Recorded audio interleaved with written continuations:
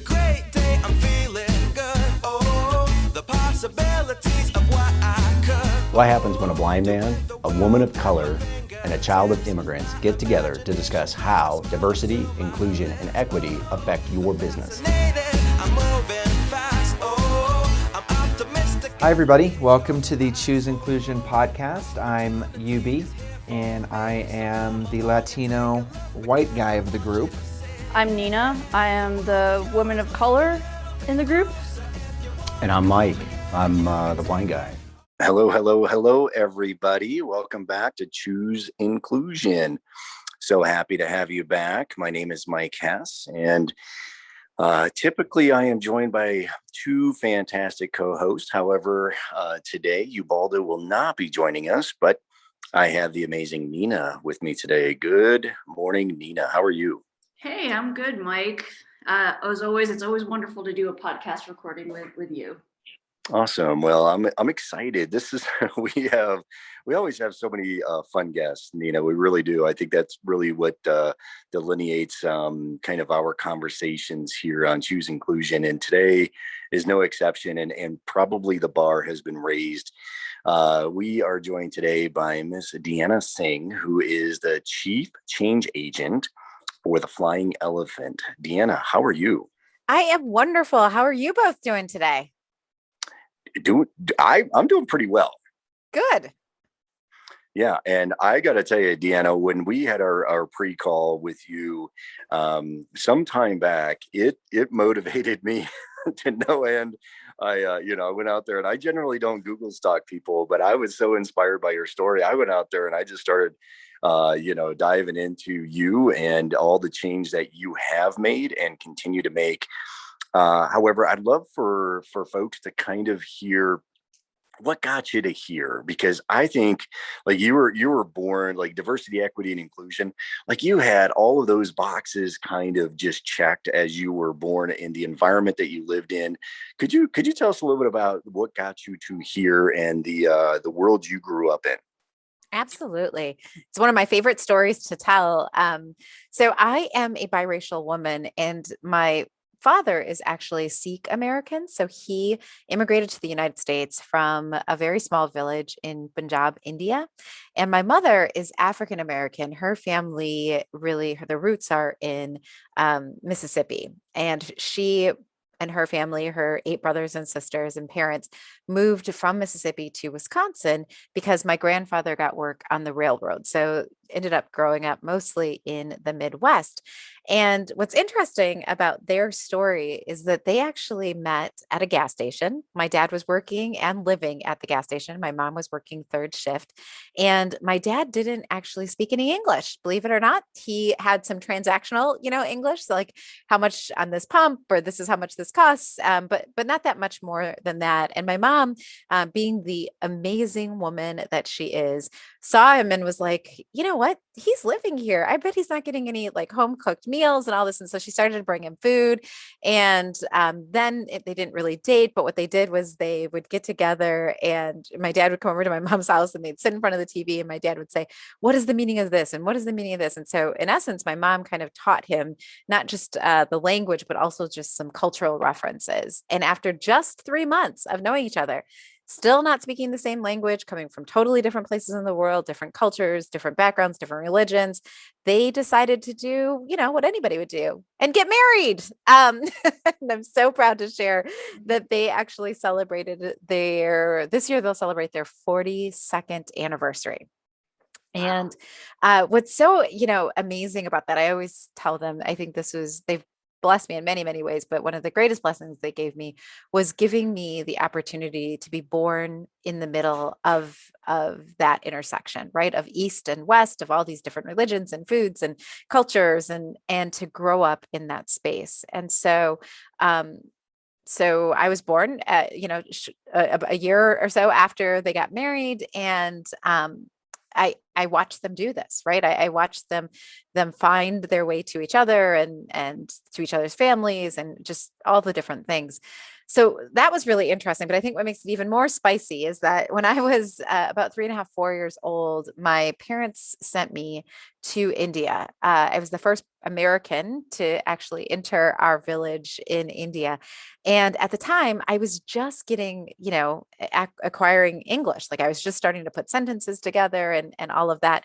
And when I went to India, nobody there could speak any English. And I wasn't with my parents. And so I quickly learned how to speak Punjabi and actually learned how to speak it so well that I forgot how to speak English altogether. So English is my first and my third language. Luckily, when I came back to America, I was able to retain my Punjabi. And so that was, really exciting. And then the third big thing that they did was when I was about 5. So shortly after I came back from India, my parents decided that they didn't want other people who were immigrating mostly from India, but we had people from kind of a little bit of all over. They didn't want them to have some of the same challenges that my dad had when he came into the country. And so they decided to open our very normal 3-bedroom, like ranch style house up to anybody who needed a place to stay. And so from the age of about 5 until I went to college, we never had really less than about 30 people living in our home, in our 3-bedroom home. And what was really fascinating is that because my dad was working all the time and, my mom didn't really have, acquisition of Punjabi, which was the other main language that was being spoken. My job in the house elevated and my role in the house elevated pretty quickly, right? Because I became like the translator. I became the bridge maker between all of the wonderful people that we had coming in and out of our home. So when you say like, were you born into it? Yes, I was absolutely born into it. And not only was I born into like the diversity space, but I was actually born into the opportunity to be able to practice and build up the skills that I think lead to equity and inclusion. That's amazing. So can you tell us a little bit more about kind of as you were growing up, and obviously you were at this intersection of multiple identities, what was that journey from, those childhood experiences to building a career around this? It's really interesting because I don't think that I did it with intention. I think that what happened is, as a child, because I was spending so much time in this space, right, of helping people navigate through systems, understand one another, understand each other's differences, it became a skill set that I recognized pretty early on was powerful, but it also became pretty secondhand to me. And so I think one of the things that I most like value in the work that I get to do now, and the thing that really makes me proud, and the thing that I think really helps out our clients, is the fact that I was able to take that skill set and apply it in a lot of different sectors, in a lot of different spaces, in a lot of different geographies, right? And so I think that for me, at least, it happened really organically, that I had that as my basis and I was able to then use it in all of these different places, right? And see how incredibly transferable it really is when you have those diversity, equity, and inclusion, like leadership skills. So, Deanna, I like such a big fan of everything that you're saying, everything that you've done. But talk about like, because you started some of the organizations with the Flying Elephant is an umbrella organization, and talk about like the piece parts and how it grew into that, and how your this intersectional uh upbringing of your life like helped kind of put these pieces underneath the umbrella. Absolutely. So, one of the things that I feel fortunate to have been able to do really early on life is understand what my purpose was. And there's a number of reasons why that happened. I wrote a whole book about, how to find your purpose. But for me, very early on, it was clear that my purpose was to help shift power to marginalized communities. And a lot of the reason why I had that perspective and I had that understanding is because I recognized what a unique position it was to be an African American woman, and what a unique position it was to be a Sikh American woman, and to see what it feels like to navigate between city and urban, to and village and country, right? And to kind of have all of those different experiences. And I think it just solidified for me that, what, this is a really unique thing to be able to have have had all of these different experiences. And how do we take all of those different experiences and how do we really use it to empower other people around us? And so knowing that that was like my purpose, right? And that is what every morning, like I get up and I'm like, oh my gosh, how am I going to do this today? What's it going to look like today? How do I do it better today? At the end of the day, I'm like, did I live in my purpose? Where did I make mistakes? What, and I not only plan where I'm going to go, but I also look at and assess where I've been, right? Based on that same principle. And so really Flying Elephant is an extension of that purpose. Like, how do we shift power to marginalized communities? And I'll tell you what the MO is, right? Like I see something, I'm like, oh, that doesn't seem right. That doesn't seem equitable. That doesn't seem like the best that we could be doing. I look around, try and find somebody or an organization or somebody who's doing it really well. If I find him, I'm like, yeah, let's go. And I try and, put my support there. And if I find some gaps, I build something, or if I find some problems, I break things. And so that's how the companies have come into fruition. There's 4 of them.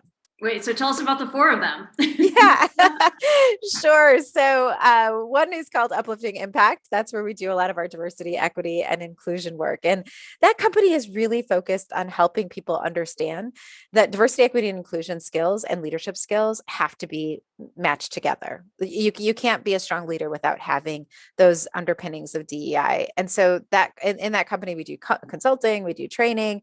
I have a couple of books that are coming out in that space. And so really do just a tremendous amount of work there. And our work spans across the entire world. So, in the last 6 months of 2020, we spoke to over 70,000 people in over 30 countries. So really, really intensive, deep work in that space. The second company is called Story to Tell Books.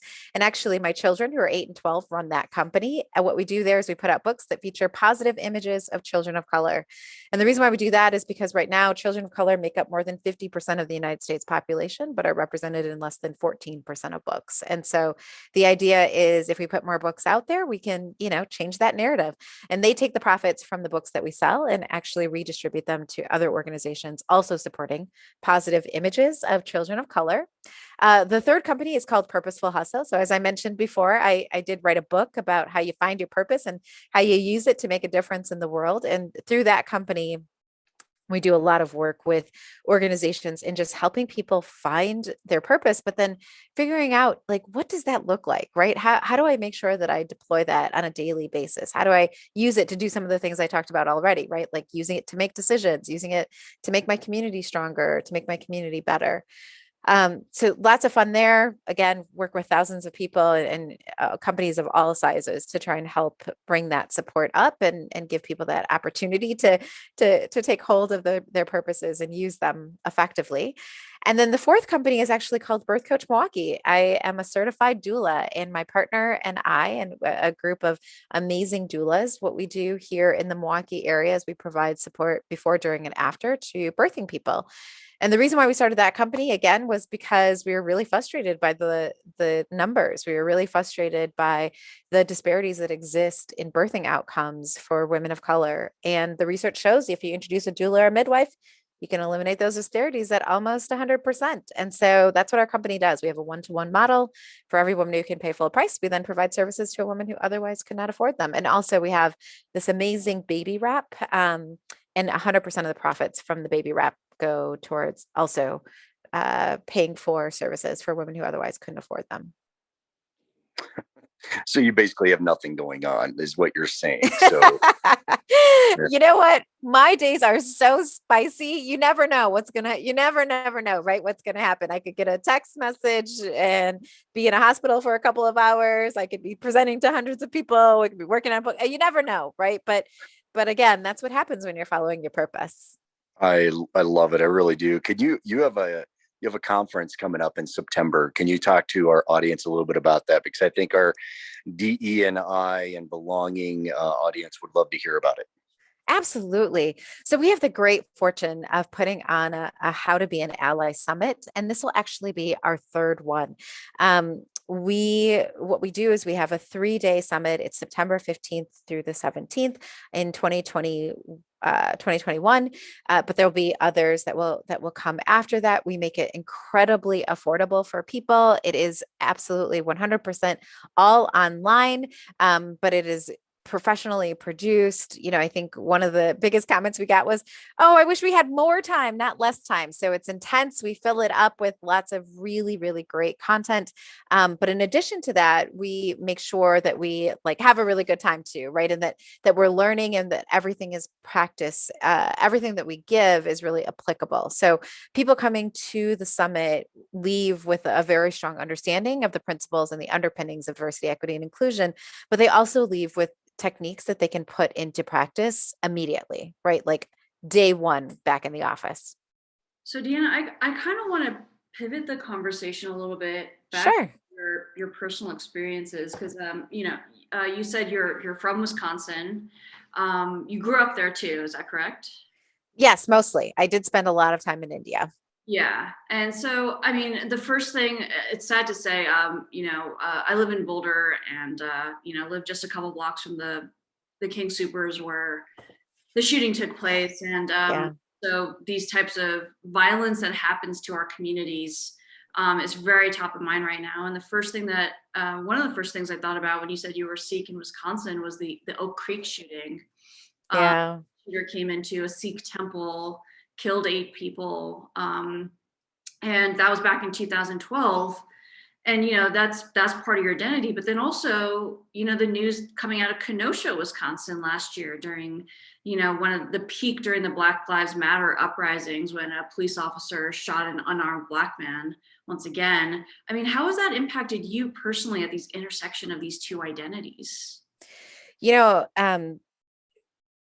In a very, very personal and very real way, because I've lost multiple people to hate crimes actually during the Sikh massacre. So on that day, and not to go into too much detail about it, but on that day, I was actually dedicating my son at the Sikh temple. And so it's a 3-day kind of celebration that happens. And so I got to the temple really early with my then almost 3-month old and my 4-year-old. And I got there early because I knew as soon as all the aunties and uncles came and everything, they would take my babies away and I wouldn't see them for the rest of the day. And I just wanted to have a quiet moment in the sanctuary. And so I sat down in the temple holding my kids, and the music was playing, and I was praying. And then all of a sudden everything changed. I feel like within seconds, right? My dad, I saw him run in. He is really, really involved in the Sikh community. One of the men who was killed, who was the president of the Sikh community, is one of my dad's best friends. I called him uncle my entire life. I thought we were blood related until I was in my 20s. And he was one of the people who unfortunately lost his life that day. But I remember sitting there and my dad walking in because all the women were on the phone with my father. My father was trying to translate to the police officers. And then all of a sudden the whole temple was filled with people, in full armor, because they thought they were coming to our temple. So I was not in the temple in Oak Creek, but I was in the other temple that is just across town. And people of my immediate family would have been at that other temple, but they were with us because they were helping get everything set up for the dedication. Anyways, what I would say to you is that in those moments, right, where you lose somebody, where somebody comes and their hate is so strong, or their misunderstanding is so strong, or their idea of difference is so strong that they can take another person's life, that is a really hard moment. That is a really hard moment to be on the receiving end of that, and just to know the hearts of the people who are ripped from this world, right? Because somebody didn't take a moment to get to understand them, or didn't feel like they belonged, or didn't feel like they needed to be included. That is a pain I wouldn't wish on anybody. But what I will also tell you is that in the midst of that pain, and again, another thing that happened to me really, really young is My primary caregiver outside of my parents was my uncle Paul, and he was actually shot at point blank by two teenagers. And when the police asked them, why did you shoot him? They said, well, oh, we just wanted to see. He's a turban wearing Sikh man. We just wanted to see if his blood was was a different color, right? Like, really? You shot my primary, and I stopped talking for a couple of weeks after it happened. So literally, when I say this has been like a real thing that has been, I don't know, that's just impacted me as an individual. It's real. It's real, and it causes a lot of like trauma for me. But again, even in the midst of that, even in the midst of having those experiences, even in the midst of all those tears and that pain and that suffering and all of that, the one thing that I have learned is that there's actually more joy in the world, and there's more love in the world than there is hate. And when I do this work, a lot of times I don't go into these stories. I don't tell people some of this, some of the more tragic background, right? I tend to focus on the beauty of it because that was the majority of it. And I think that's what is represented in the majority of the world. But a lot of times it's this pain that also is a major motivator for me, because I realized that if people had had this kind of training and understood these kinds of things and had this kind of exposure at different places in their life, I have to believe that perhaps they wouldn't have made the decisions that they did. Perhaps they wouldn't have made the decisions to end other people's lives. And so yeah, so sorry, that's a very long-winded answer, but it is really personal to me, and I think it's really motivating, and I think it underscores the reason why this work is so incredibly important. Well, I so appreciate you sharing that, the very personal impact. And I I'm sorry for your personal losses. However, the because again, I one of the things that you said that that you're most proud of, your top 10, is that one of the businesses that you have been part of creating has literally elevated and lifted more than 100,000 families out of poverty. And so many times, that people, crime and just anger and misunderstanding has to do with people who just are don't have a chance to elevate their circumstances. And so who knows how many other, like, that ripple effect of those 100,000 families and counting that you've been part of, because of your personal just commitment to being a change agent. I just think it's amazing. And just thank you for all of the work that you've done, continue to do, and taking this personal story of yours and weaving it into the kind of the ripple effect in the lake of life. You are absolutely making so many ripples around the world. Well, thank you. I really appreciate that. It's very kind of you to say. And I think what pushes me is like, but it's still not enough, right? And I think like part of what I really appreciate in this work also is the fact that when you light that fire in somebody else. So when I do the work in Purposeful Hustle and I see somebody else like, yeah, actually my purpose is this, and they state it, and you see that light lift and you realize, oh my goodness, now I have, there's somebody else who's going to join, right? Because there's so many things I can't do that I won't do well. And so to be able to be a part of somebody else's story, that also I think just like fills me up, right? Because now it's like you said, like, it's like, wow, yeah, maybe I was able to, I'm doing the best I can, right? Every day I get up, I make tons of mistakes, but I'm doing the best that I can. But wow, could I actually, like, in doing the best that I can, I actually get to make space for other people to do the best that they can. And seeing other people thrive, like, to me is literally the best thing in the world. Watching other people thrive and watching other people do, because nobody can do this work by themselves, right? Nor should we. The most power comes from when we have lifted other people. So you doing this podcast, right? Like all these kinds of things are that's what's making the difference. Well, what a great way to end this conversation, Deanna. I so appreciate you sharing.